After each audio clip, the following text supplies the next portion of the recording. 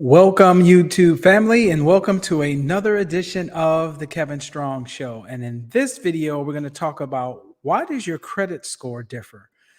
What I mean by that is you might have a TransUnion, an Equifax, or an Experian, and one credit bureau has your score at X, and the other one is X minus 5, and another one is X plus 5. So it's all over the place. Sometimes it can be very confusing to a lot of people. So I'm going to do my best to kind of explain that and share an article with you that is 6 common reasons as to why your credit score is different from each credit bureau. So without further ado, we're going to get ready to jump into this article. But before I do that, I'm going to kind of give you a basic understanding of how your credit score is made up. And let's see here. Go ahead and switch this off.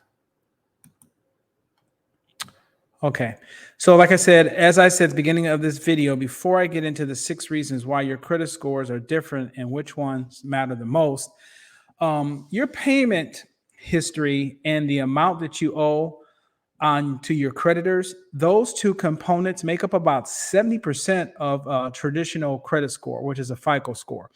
And we'll get into that a little briefly. So basically, 35% of your payment history makes up your credit score.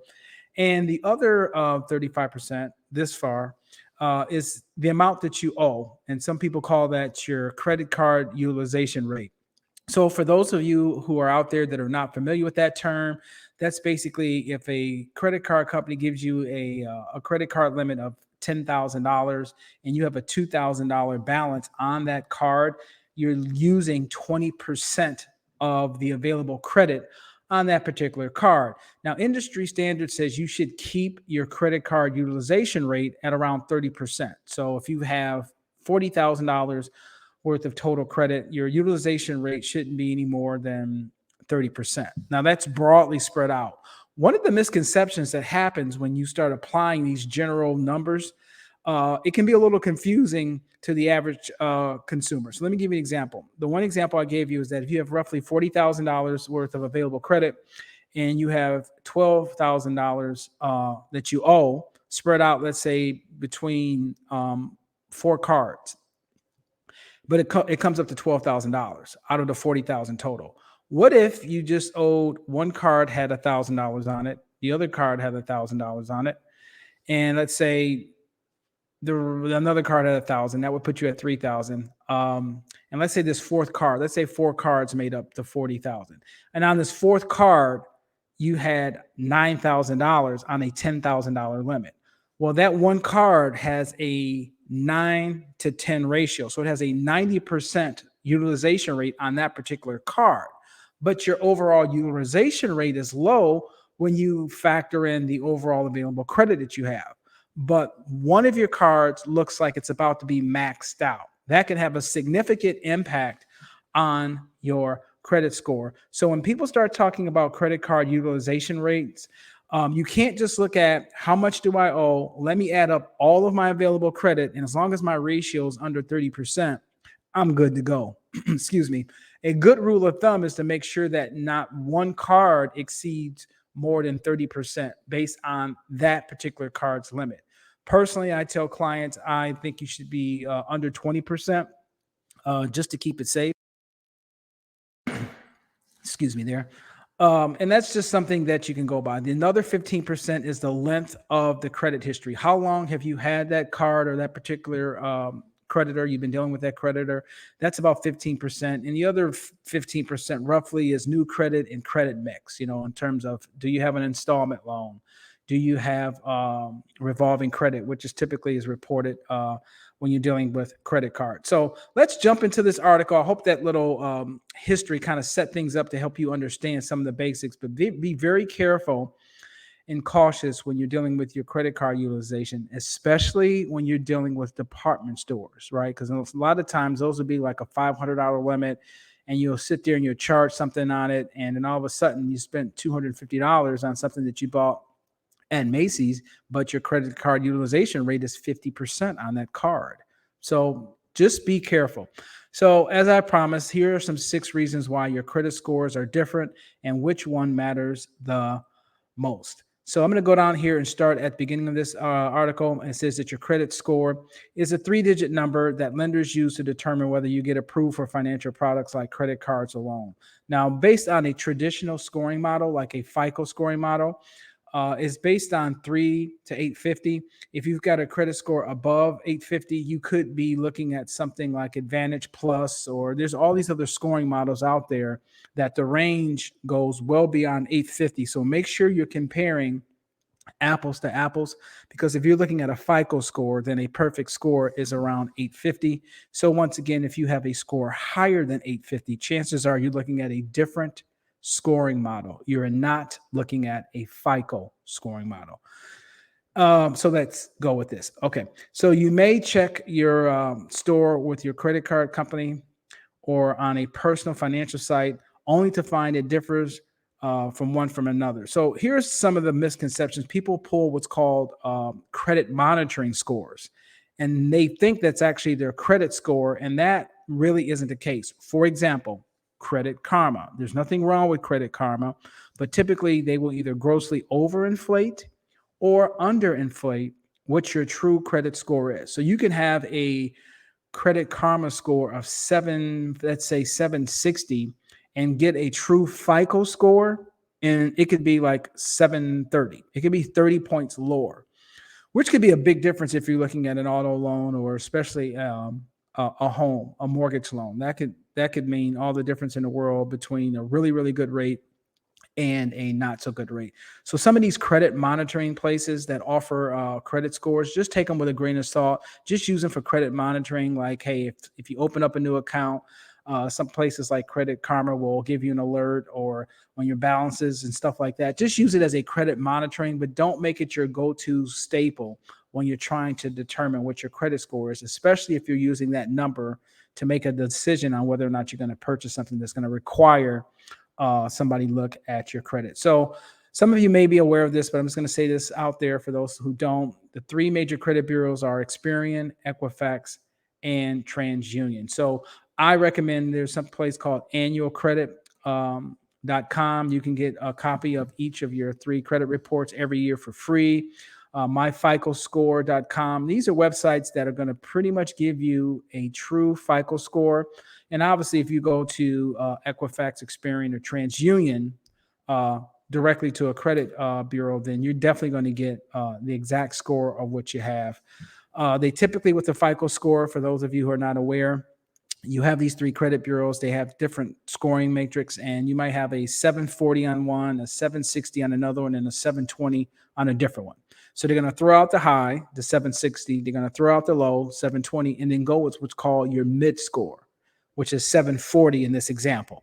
So the 760 gets thrown out, and the 720 goes away. 740 is the mid score, and that's how they arrive at your FICO score. So let's talk about some of the reasons why your credit scores do differ from one credit bureau from another. Credit score models, okay? There are several models out there from scoring your credit history. And as I talked about this earlier, there's FICO and Vantage Score, and I think Vantage Score may go up to 900 or 925. I forget. I haven't looked at it in a while, but like I said, keep that in mind if you start seeing you have really good credit and your credit score is like 880. You're like, well, wait a minute. I thought a perfect score was 850. Well, you're probably looking at a Vantage Score and a different scoring model. Different score versions. There are dozens of credit score versions that are broken up into base scores and industry-specific scores. This is true. Base scores such as FICO, Score 8, and Vantage Score 3.0 show lenders the likelihood you'll repay any credit obligation. Let me give you guys something you've probably haven't heard with all the YouTube channels out there that deals with credit and talks about that. Here is really, in layman terms, what your credit score is. It's a 24-month snapshot of the likelihood that you will default on a debt.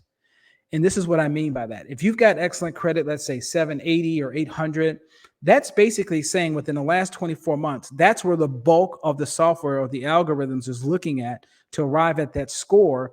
And that's also indicating to a prospective lender the likelihood that you would default on a debt if credit was extended to you. And this is why I'm using the 24-month reference period, because if you've ever been late and that late payment was reported on a credit bureau, As you notice, as time goes on, especially beyond 24 months, beyond 2 years, that late payment has less of an impact on your credit score, whether you're talking about something even worse like a bankruptcy. So the longer period of time you go beyond that 24-month period, the less that negative mark has on your credit score. And that's why within the first 24 months, that's the biggest factor in making up your credit score. So if you have a derogatory mark or bad credit mark within 24 months, that's going to have a significant impact on your credit score, opposed to if you had a late payment 5 years ago. Just wanted to bring that up. Point three. Did we go through point two? Yeah. Point three. Let's see here. Credit scores are calculated using data listed on your credit report, which comes from one of the three major credit bureaus. And this is what I talked about: Experian, Equifax, or TransUnion. They are good and bad. I'm not going to really get into the particulars, but some of them are a little bit more easier to work with if you're trying to remove inaccurate information. Number four, information provided to the credit bureaus. The credit bureaus may not receive all the information about your credit account. This is true. Surprisingly, lenders aren't required to report to all or any of the three major credit bureaus. This is actually true. This is one of the reasons why the score is different. You may have an excellent payment history with a particular auto loan, and that auto loan lender is only reporting to TransUnion. They're not reporting to the other two bureaus. Well, if you've had that loan for 3 years and it's not reporting to the other two, that's affecting your credit score, because remember, 15% of your credit score is derived from the length of the credit history. So unless that particular auto lender is reporting your payment history to all three credit bureaus, that is an indication or one example of why your credit score could be different from one major credit bureau when you compare it to the other. And there's some that just don't even bother reporting at all. A lot of people don't know that. Do you know that a creditor actually has to pay to report your credit history to the major credit bureaus? That's why some of the smaller bills like a phone bill or your utility bill doesn't show up traditionally on your credit report unless you default on it and it goes towards to a collection. So something like a phone bill or a utility bill, if you're paying that on time, that typically doesn't get reported to the credit bureaus. There are some companies out there that will make sure those payment histories do appear, but generally speaking, your utility and things like your T-Mobile or your AT&T cell phone bill will not show up on your credit report. And I think one of the big reasons why is because they actually have to pay to have that information reported on the bureau. Okay. Data scores are, I always have a problem with that, assessed. If you view your credit score at different times, there may be discrepancies since one score may be outdated. So once again, when you pull your credit score at that moment in time, it's like taking a picture. Just think about that. Somebody says, hold still, I'm going to take your picture, right? And then you snapshot it. And then 2 hours later, you're set up in the exact same situation, the exact same background, and you take another picture. What's the likelihood of those two photos being 100% identical? Highly unlikely. And this is the one thing about the credit bureau. Maybe this one particular, going back to the auto lender, hey, maybe this person does report to 2 out of the 3, but they haven't gotten to one of them yet, but they reported to another one. So at the time you pulled your credit report, they normally report to Experian and TransUnion, but TransUnion is the only one showing that they've updated a report. The other one is not, and that's why the Experian score is different from TransUnion. And last but not least is errors on your credit report. Your credit score can reflect any errors that appear on your credit report. If errors only appear on one credit report, then your credit score from that report may differ from another that has no errors at all. So there's something in the industry that's called factual disputing, and that's some of the techniques that are used by credit repair companies to remove inaccurate information off of your credit report and thereby improving your credit score. If someone reaches out to you, let's say a credit repair company, and says, hey, I can do what's called a credit sweep or wipe everything clean. Those are illegal things, especially if someone's encouraging you to go to the police and file a fraud report that says basically that your information has been compromised. They put a fraud alert on your credit report, all three majors, and then all of a sudden they start sending these dispute letters. Well, since there's a fraud alert on your credit report, just imagine just everything's frozen. So you can't verify anything. And then normally within 30 to 45 days, then the credit bureau is required by law to remove the information.